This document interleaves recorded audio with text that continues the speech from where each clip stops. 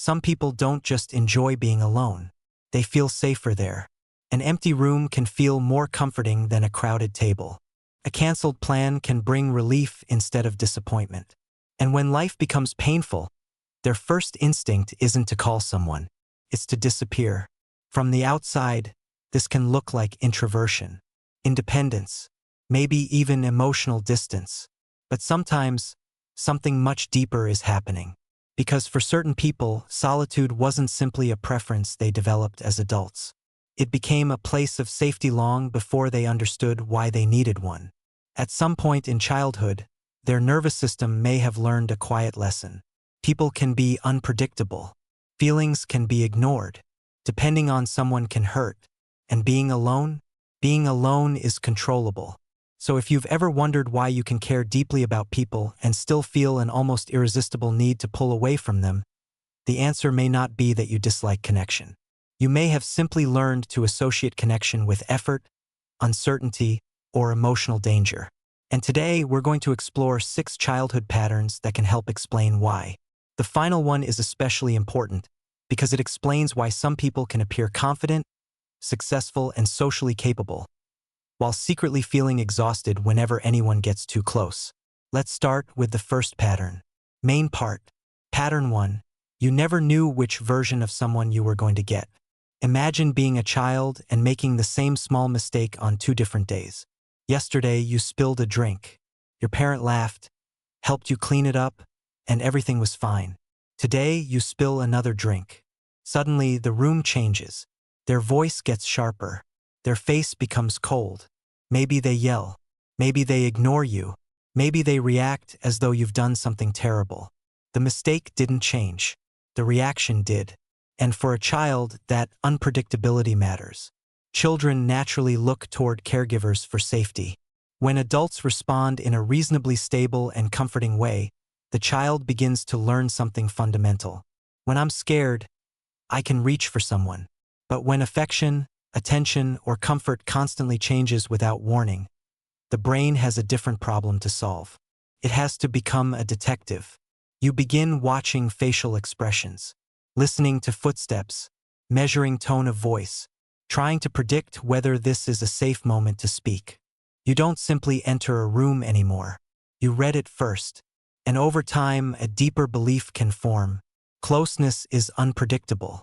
Trust means giving someone the power to suddenly change how you feel. So instead of moving toward people when you're overwhelmed, you learn to move away. This can follow you into adulthood in ways that are almost invisible. You may be perfectly friendly. You may work well with others. You may have friendships and relationships. But there's often an invisible line inside you. People can come close, just not too close. Because deep emotional dependence can feel strangely dangerous. And this is where solitude becomes so attractive. Solitude doesn't wake up in a bad mood. It doesn't suddenly withdraw affection. It doesn't punish you without explanation. There is no face to analyze, no emotional weather to predict. When you're alone, you know exactly what you're dealing with. And for someone who grew up surrounded by emotional unpredictability, consistency can feel more comforting than companionship. That brings us to the second pattern. And this one is quieter. So quiet, in fact, that many people don't realize anything was missing until they're adults. Pattern 2. Your feelings were rarely taken seriously. Not every difficult childhood looks dramatic from the outside. Sometimes there are no explosive arguments. No obvious chaos.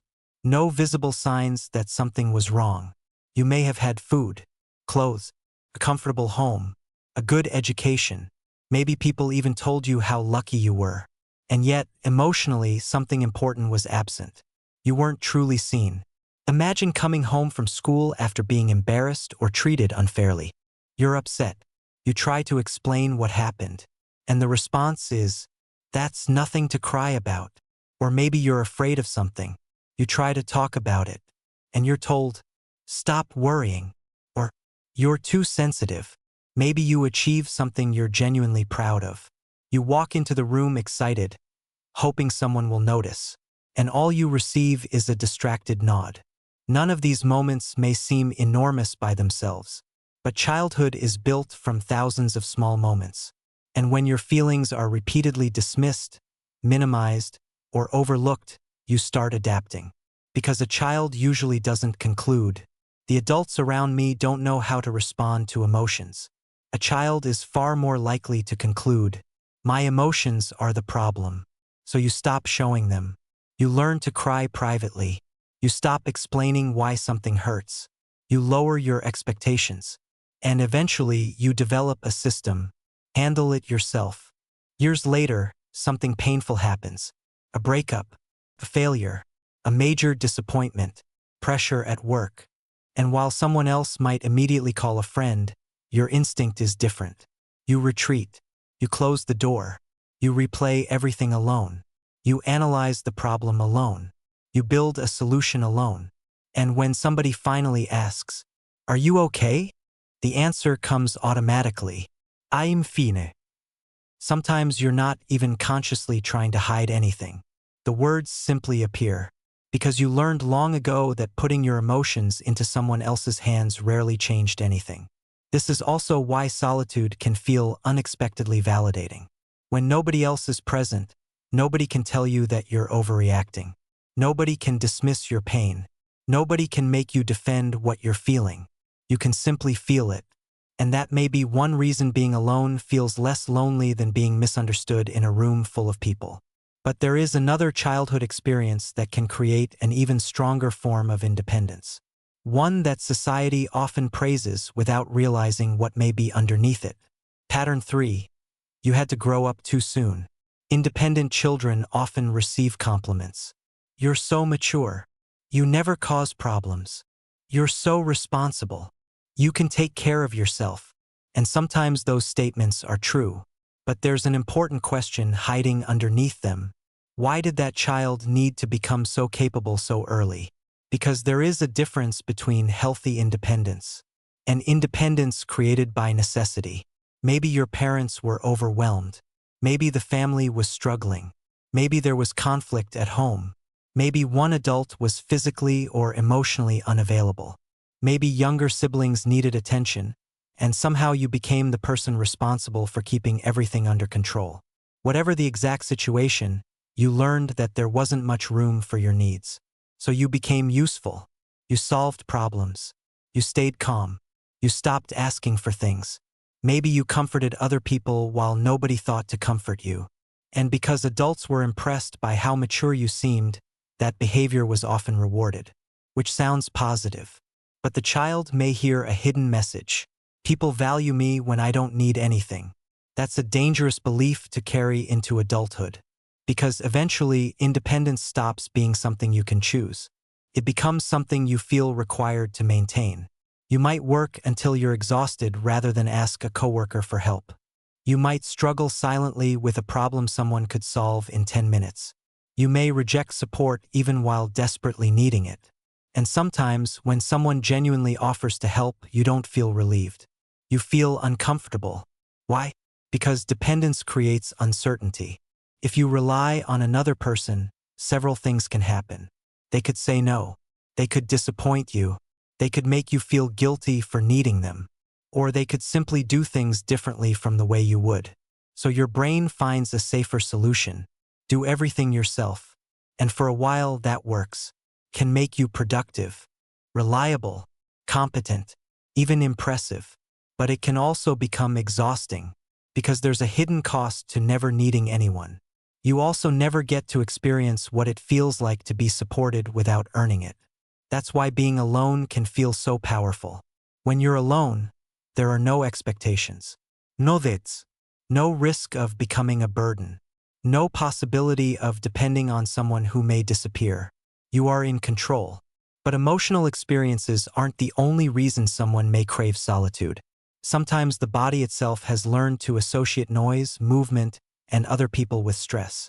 Pattern 4. Home never really felt quiet. Think about the environment you grew up in. Not emotionally, physically. Was there always noise? A television playing loudly. People talking over one another. Arguments from another room. Doors slamming.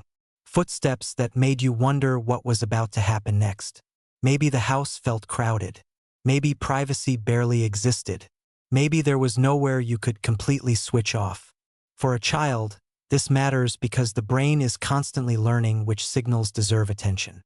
If your environment is frequently loud, tense, or unpredictable, you may become unusually alert to small changes around you. A door closes differently. Someone's footsteps become heavier. The tone of a conversation shifts, and immediately your attention locks onto it. You listen, you wait, you prepare. Do this often enough, and being surrounded by stimulation can become exhausting. Then adulthood arrives, and suddenly people can't understand why an ordinary social event drains you so quickly. A busy restaurant, crowded party, multiple conversations happening at once, music, bright lights, people constantly entering your personal space. Someone else may find that exciting. You may enjoy it too, for a while. But eventually, you feel as if your internal battery is dropping faster than everyone else's. And when someone says, "Come on, going out will help you relax," they may have the situation completely backward. Going out isn't always the recovery. Sometimes going home is. You close the door. The noise disappears. Nobody needs your attention. Nobody is moving in your peripheral vision. Nobody is asking a question while 3 other conversations happen beside you. And your body finally gets the signal. Nothing is required from you right now. That is why silence can feel almost physical, like pressure leaving your body. The empty room isn't necessarily a prison. Sometimes it's the place where your system finally stops processing everybody else. And that leads directly into the 5th pattern. Because some people don't only notice more stimulation, they also seem to absorb more emotional information from the people around them. Pattern 5. You feel other people's emotions too deeply. Some people walk into a room and mainly notice what is being said. Other people notice what isn't being said. The smile that doesn't match someone's eyes. The tension between 2 people pretending everything is fine. The tiny change in someone's voice. The person in the corner who suddenly becomes quiet. If you have always been highly sensitive to emotional signals, social environments can contain far more information than they appear to contain from the outside. As a child, you may have sensed tension before anyone explained what was happening. You may have become upset when other people were upset. Maybe conflict affected you intensely.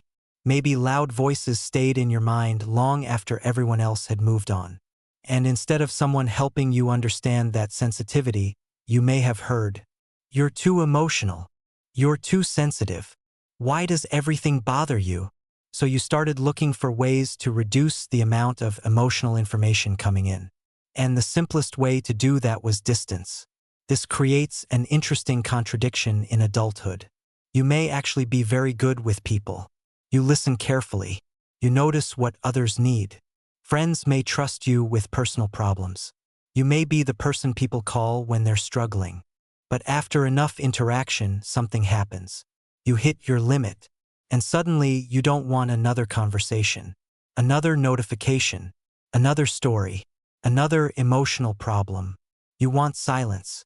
Not because your empathy disappeared, because you've been using too much of it. This is why somebody can genuinely love their friends and still need several hours alone after spending time with them. The withdrawal isn't always rejection.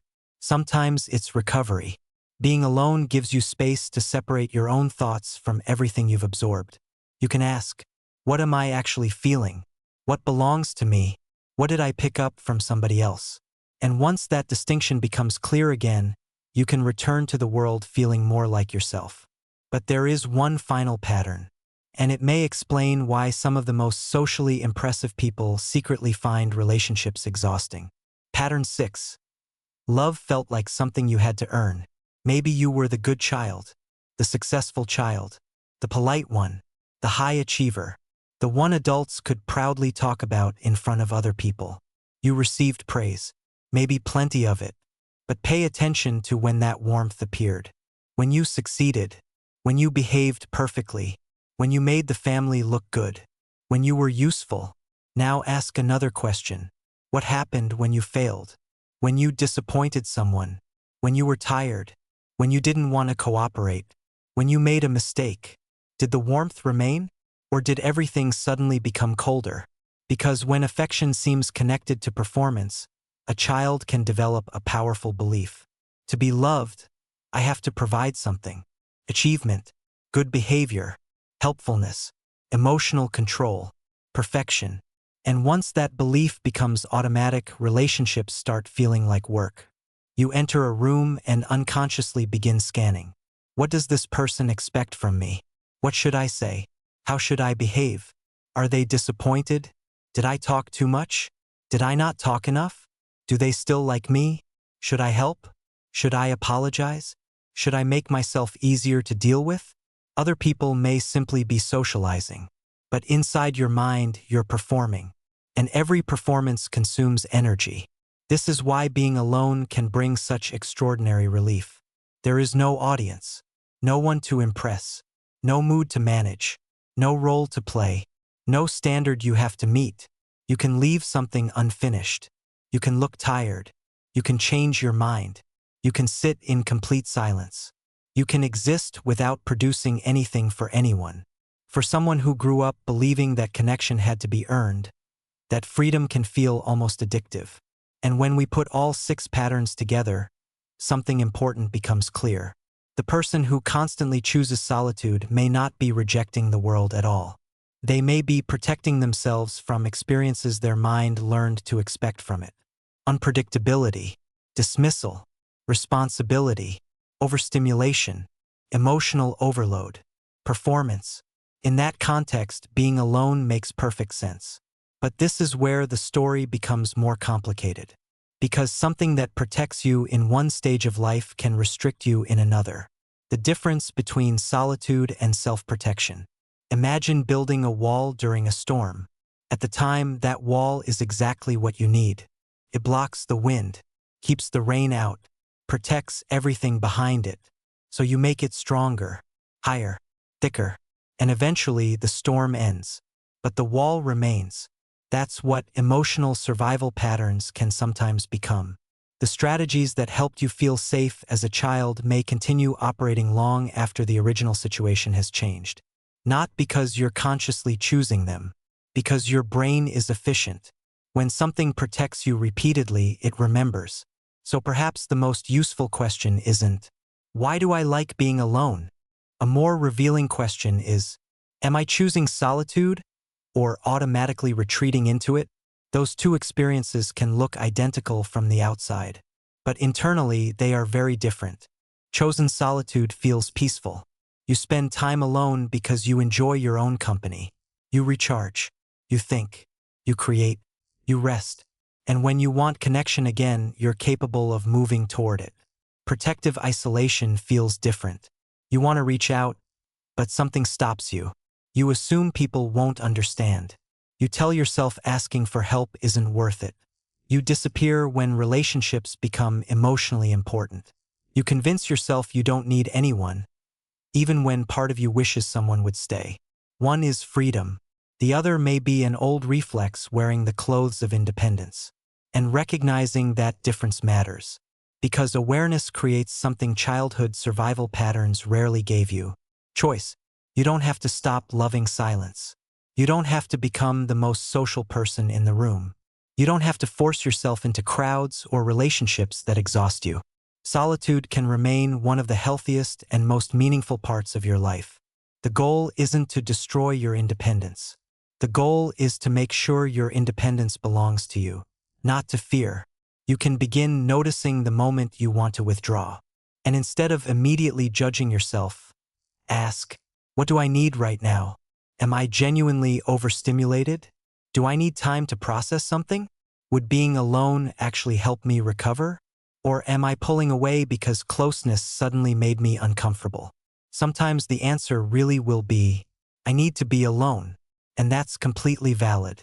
But sometimes the answer may surprise you. Maybe you don't need isolation.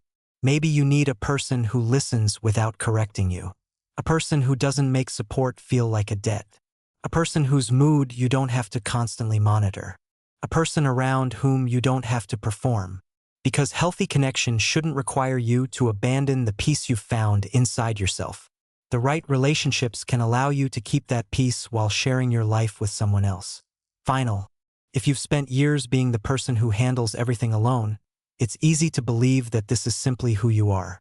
Maybe part of it is, but maybe another part of it was learned. Maybe solitude became important because it gave you something you couldn't reliably find anywhere else. Consistency, privacy, validation, control, quiet, freedom from expectations, and understanding that doesn't mean you need to change everything. It simply gives you the ability to recognize where preference ends and protection begins. So the next time you close the door, turn off your phone, and feel relief wash over you, ask yourself one question. Am I enjoying my peace or protecting myself from something I still expect to happen? You don't need to answer immediately. Just notice. Because sometimes the patterns that shape our lives become visible only when we stop calling them personality and start asking where they came from. And once you can see the pattern, you have more freedom to decide when it still serves you. You can value solitude without making it your only safe place. You can be independent without believing that needing someone makes you weak. You can protect your peace without shutting every door. And you can build relationships where you don't have to perform, predict, or disappear in order to feel safe. If one of these 6 patterns felt especially familiar, share which one resonated with you most in the comments. And if you enjoy exploring the psychology behind the behaviors we rarely question, support the video with a like and subscribe for more. Until next time.